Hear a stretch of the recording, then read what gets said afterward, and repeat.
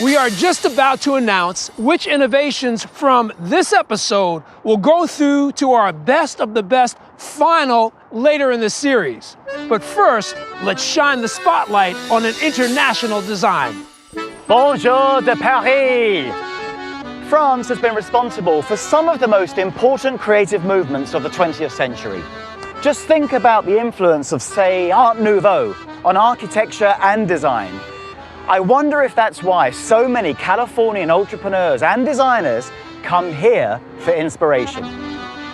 I've come here from California to seek feedback from travelers on how to change the way that we fly. Oh, I like flying. What's your big idea? Well, we found a way to provide lie-flat seating for economy class travelers. How did you pull that off?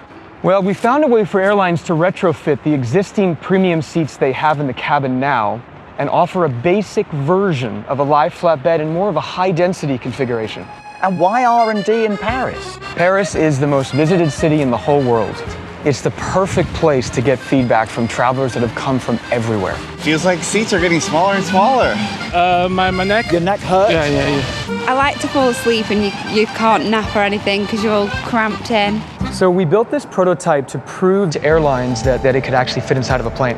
And presumably, is this the aisle here? Correct. So we would be seated side by side in a traditional premium economy class seat. So all we're doing is stacking this seat on top of the other. You can put your jacket right in the top where your overhead bin. Oh, so this is personal storage here. Personal storage. Here's my TV, nice and big, just how I like it. This angle feels very generous. It feels like my favorite lounge chair. So we actually designed it with no movable backrest. So this is actually an 18-degree pre-reclined position. Can I try sleeping? Sure. Your shoes will go here, and then rest your feet on the right side. Okay. And then drop this down, which gives you additional real estate. And then just slide all the way down. But even this is super comfortable. This reminds me of one of those Japanese capsule hotels. Jeffrey, I'm very keen to see how the upper deck feels in comparison. Sure. May I? Try it. Okay. Oh, I see. Okay.